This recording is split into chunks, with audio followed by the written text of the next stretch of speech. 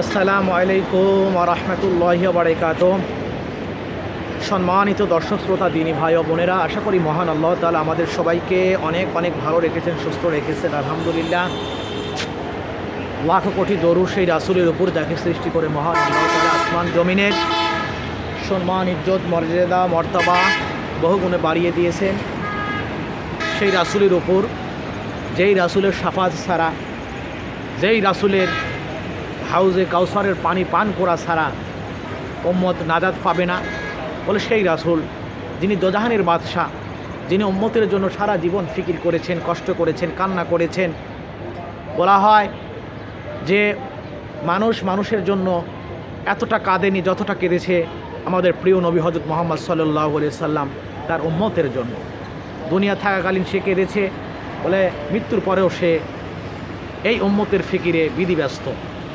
তো সেই রাসূলের উপর দরুদ সাল্লাল্লাহু আলাইহি ওয়াসাল্লাম। আর দরুদ পড়লে কিন্তু লাভ আছে। দেখেন, আমরা প্রত্যেকেই দুনিয়ার লাভ বুঝি। 1 টাকার বিনিময়ে যদি আরও 1 টাকা, সেইটা আমরা বুঝি। যদি 1 লক্ষ টাকার বিনিময়ে 1000 টাকা লাভ আসে, আমরা বুঝি। আমরা ব্যবসায়িক ক্ষেত্রে লাভ বুঝি, চাকরির ক্ষেত্রে লাভ বুঝি। এইভাবে আমরা মুনাফার ক্ষেত্রে, দুনিয়াবি মুনাফার ক্ষেত্রে আমরা লাভ বুঝি। কিন্তু আখিরাতের মুনাফার ক্ষেত্রে আমরা লাভটা বুঝলেও বোঝার চেষ্টা করি না, আমলে আনি না।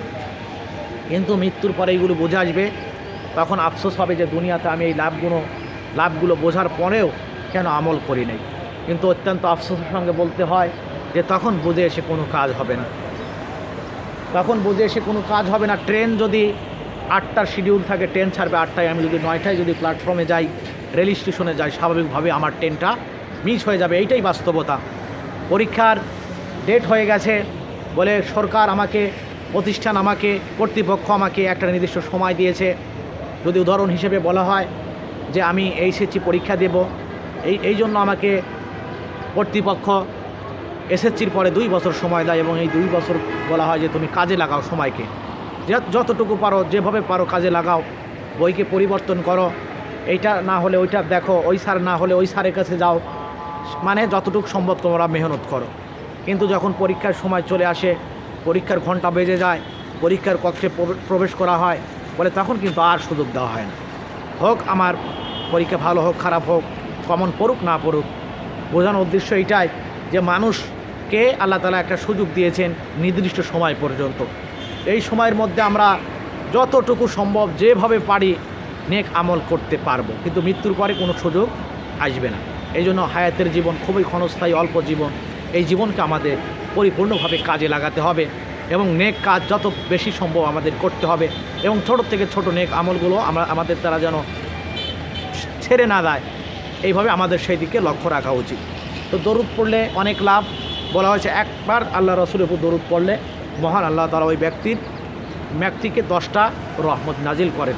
আর 10টা রহমত নাজিল হওয়ার জন্য মাত্র একবার দরুদ সাল্লাল্লাহু আলাইহি সাল্লাম পড়লেই বলে আল্লাহ তাআলা 10টা রহমত আমাদেরকে নাজিল করবেন।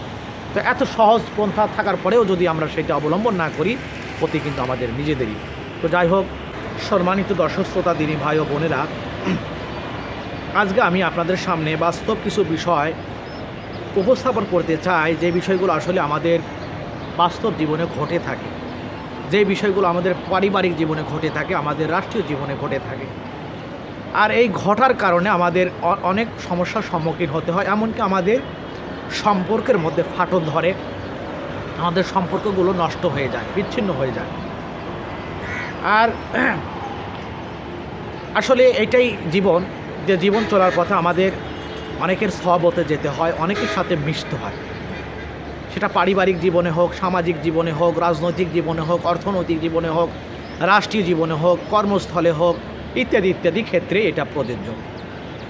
তো জীবন চলার পথে স্বাভাবিকভাবে আমাদের অনেকের সাথে মিশতে হয়, কিন্তু এই চলার পথে অনেক সময় আমাদের মধ্যে অকারণে, অনর্থক কারণে ভুল বোঝাবুঝির সৃষ্টি হয়, এবং অনেক সময় আমরা ভুল থাকার পরেও শুধুমাত্র নিজেদের উপর রায় দেওয়ার কারণে এই সমস্যাগুলো বেশি দেখা যায়। প্রকৃতি অর্থে আমি ভুল, আমার মধ্যে অনেক ভুল আছে, কিন্তু আমি নিজেকে যখন বড় মনে করি, নিজেকে যখন সঠিক মনে করি, তখন এই সমস্যাগুলো বেশি দেখা যায়।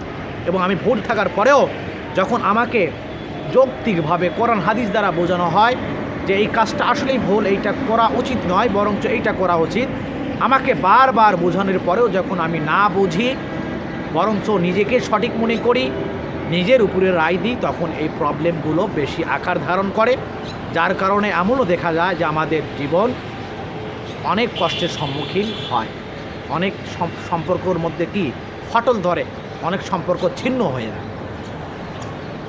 আমাদের সমস্যা হলো যে আমরা নিজেদের দায়িত্ব কর্তব্য সঠিকভাবে আদায় না করে, পালন না করে, অপরজন কী করলো না করলো এই বিষয়গুলো নিয়ে আমরা সমালোচনা করি। যার কারণে এই সমস্যাগুলো আমাদের সমাজের মধ্যে, পরিবারের মধ্যে বেশি দেখা যায়।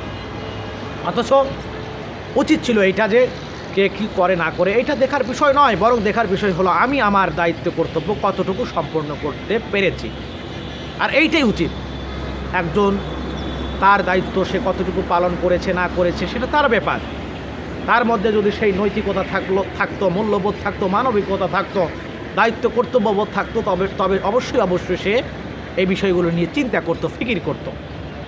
এখন সে তার দায়িত্ব পালন করে নাই, সে তার দায়িত্ব পালন করে নাই, সে এটা করে নাই, সে ওটা করে নাই। এখন এই বিষয়গুলো নিয়ে যখন আমরা হিসাব নিকাশ করতে যাই, তখন আমাদের সমাজের মধ্যে, আমাদের পরিবারের মধ্যে সমস্যা প্রকট আকার ধারণ করে, বিচ্ছিন্নতার সৃষ্টি হয় এবং পরিবারের মধ্যে, সমাজের মধ্যে একটা বিশৃঙ্খলার সৃষ্টি হয়। কিন্তু আজ আমরা এইগুলোই করি, নিজের দায়িত্ব কর্তব্য সঠিকভাবে পালন না করে অপরের দোষ ত্রুটি নিয়ে আমরা সমালোচনা করি। এই জন্যই বলা হয় বর্তমান সময়ে পৃথিবীতে, দুনিয়াতে সবথেকে সহজ কাজ হলো অন্যের ভুল ধরা, অন্যের ত্রুটিগুলো ধরা, অন্যকে সংশোধন করা। কিন্তু সবচাইতে কঠিন কাজ হলো নিজের ভুলগুলো নিজের চোখে দেখা এবং নিজের সংশোধন নিজে করা। সম্মানিত দিনী ভাই ও বোনেরা, অনেক সময় দেখা যায় পরিবারে যিনি কর্তা হন, অভিভাবক হন, তাকে পরিবারের অন্যান্য সদস্যরা অমান্য করার কারণে, তার কথা মতো না চলার কারণে অনেক সময় পরিবারের মধ্যে অশান্তি সৃষ্টি হয়। যদিও সেই কথাগুলো, সেই আদেশগুলো দিনের কারণে করা হয়, ইসলামের কারণে করা হয়। অনেক সময় দেখা যায় পরিবারের কর্তা তিনি চায় দিন অনুযায়ী তার পরিবারটা চলুক, ইসলাম অনুযায়ী তার পরিবারটা চলুক, তার স্ত্রী, তার বিবি বাচ্চা, তার পরিবারের অন্যান্য সদস্যরা দিনের মধ্যে থাকুক। সেই অভিভাবক মাদেরকে, বোনদেরকে, স্ত্রীদেরকে, কন্যাদেরকে, সন্তানদেরকে আদেশ করে নামাজের ব্যাপারে। কিন্তু অনেক সময় দেখা যায় এই সন্তানেরা, এই স্ত্রীরা, এই মায়েরা, এই বোনেরা নামাজের ব্যাপারে অলসতা করে, নামাজকে সঠিক সময় আদায় করে না।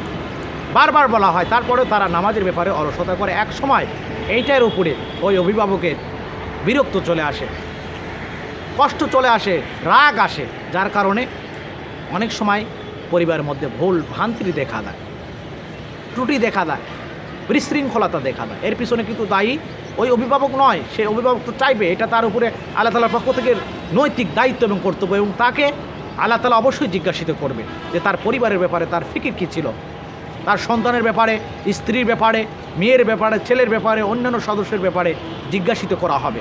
আল্লাহ রাসূল বলেছে, তোমরা প্রত্যেকেই রাখাল, তোমরা প্রত্যেকটা পরিবারের যারা অভিভাবক আছে তাদেরকে জিজ্ঞাসিত করা হবে। এমনকি স্ত্রী জিজ্ঞাসিত হবে তাদের সন্তানদের ব্যাপারে যে কী ফিকির করেছে, তার স্বামীর অনুপস্থিতিতে তার যৌবনের হেফাজত কতটুকু করেছে, সম্পত্তির হেফাজত কতটুকু করেছে, পরিবারের হেফাজত কতটুকু করেছে। এই বিষয়গুলো অবশ্যই জিজ্ঞাসিত করা হবে। কিন্তু এই যে সমস্যাগুলো সৃষ্টি হয়, অভিভাবক স্বামী বলে স্ত্রীকে, কন্যাকে পর্দা করার জন্য, স্ত্রী তুমি পর্দা করো, মেয়ে তুমি পর্দা করো, পর্দা ফরজ, যদি পর্দাকে ছেড়ে দাও এই জন্য আমাকে শাস্তির সম্মুখীন হতে হবে। কিন্তু কি করা হয়, মেয়ে পর্দা করে না, বোন পর্দা করে না, স্ত্রী পর্দা করে না, যার কারণে অনেক সময় আমাদের পারিবারিক জীবনে অশান্তি দেখা দেয়। বারবার বলার পরেও যখন অমান্য করে, তখন কিন্তু স্বাভাবিকভাবেই একটা ইসলামেরও আদেশ আছে, দ্বীনেরও আদেশ আছে, প্রহার করা, শাস্তি দেওয়া, এমনকি বিচ্ছিন্ন হওয়া। ইয়াউমাল কিয়ামতের কঠিন দিনে যখন আল্লাহ তাআলার আরশের ছায়া ছাড়া ছায়া থাকবে না, সেই ছায়ার নিচে কয়েক শ্রেণীর লোক স্থান পাবে। তার মধ্যে এক শ্রেণী কিন্তু এটাও আছে, ওই দুই ব্যক্তি যারা পরস্পর মিলিত হয় একমাত্র আল্লাহ তাআলার রাজি খুশির জন্য, এবং পরস্পর বিচ্ছিন্ন হয়, আলাদা হয় আল্লাহ তাআলার সন্তুষ্টিরই জন্য। এই বিষয়গুলো যদি আমরা অনুধাবন না করি, সমস্যাগুলো আরও বড় আকার ধারণ করে। এই জন্য আমাদের মধ্যে অনেক পরিবার এরকম আছে যে সত্যিকার অর্থে অভিভাবক যিনি স্বামী, তিনি চায় যে তার পরিবারটা সুন্দরভাবে চলুক, ইসলামীভাবে চলুক, দীনীভাবে চলুক, কিন্তু একমাত্র স্ত্রীদের অসহযোগিতা, সন্তানদের অসহযোগিতার কারণে এই পরিবারগুলো সঠিকভাবে চলতে পারে না। এই জন্য অনেক সময় মানসিকভাবে এই অভিভাবকগুলো কষ্টের সম্মুখীন হন। তারা না পারে কিছু বলতে, না পারে কিছু করতে, কারণ যদি বড় ধরনের কোনো পদক্ষেপ নিতে যায় পরিবারের মধ্যে অনেক ঝামেলা সৃষ্টি হয়, অসুবিধার সৃষ্টি হয়। এই জন্য যারা মা বোনেরা আছেন, যারা পরিবারের সদস্যরা আছেন, যারা সন্তানেরা আছেন, যারা মেয়েরা আছেন, এই বিষয়গুলো আপনাদের অনুধাবন করা উচিত যে আপনাদের অভিভাবক, আপনাদের গার্জিয়ান আসলে কি চায়। আর দিনের ব্যাপারে যদি সহযোগিতা আপনারা না করেন, আখেরাতেও আপনারা প্রশ্নের সম্মুখীন হবেন। আর দুনিয়াটা ক্ষণস্থায়ী, আখেরাত চিরস্থায়ী। বলে এই জীবনের শুরু আছে, শেষও আছে, আখেরাতের শুরু আছে, শেষ নয়। দুনিয়াতে আপনি যত সফল হন, যত সুন্দর হন, আপনি যতই অহংকারী হন, আপনি যতই এইভাবে সুখ শান্তি সফলতা অর্জন করেন, আখেরাতে যদি আপনি সুখ শান্তি সফলতা না পান, আপনি চরম ব্যর্থ। এর উপর কোনো ব্যর্থতা নেই।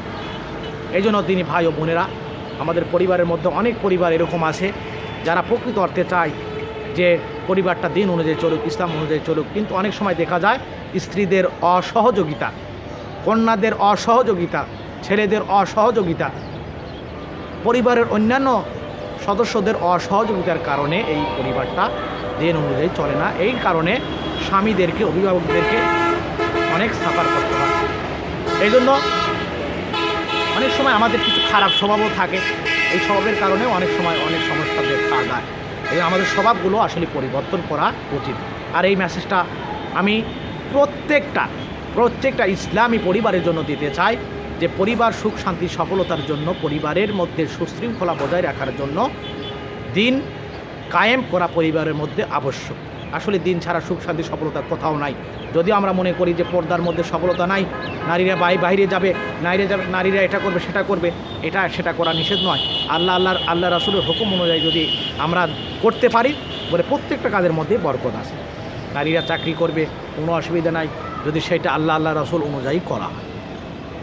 তো এই জন্য আর একটা বিষয়, নারীদের আসলে ইসলামের মূল্য অনেক বেশি। আল্লাহ রাসূল এই মূল্যটা দিয়ে গেছেন, যদিও আমরা নারীরা আজ নিজেদের মূল্য নিজেরা বোঝার চেষ্টা করি। আল্লাহ রাসূল নারীদের এত মর্যাদা দিলেন। আল্লাহ রাসূল বলেন যে কোনো ব্যক্তির যদি একটা কন্যা সন্তান হয়, সে একটা জান্নাত অর্জন করে। 2টা কন্যা হলে 2টা জান্নাত। ছেলের ব্যাপারে এরকম কথা আল্লাহ রাসূল কখনো বলেন না। তো নারী যদি নারীর মর্যাদা না বোঝে, এর চেয়ে বড় আফসোসের আর বিষয় কি আছে? ছেলে যদি সন্তানের মর্যাদা না বোঝে, মেয়ে যদি মেয়ের মর্যাদা না বোঝে, অন্যান্য সদস্য যদি সদস্যদের মর্যাদা না বোঝে, এখানে কার কি করার আছে?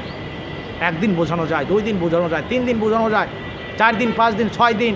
মানুষের একটা ধৈর্য থাকে, লিমিটেশন থাকে, আর একটা দিনের জন্য অনেক সময় করা হয়।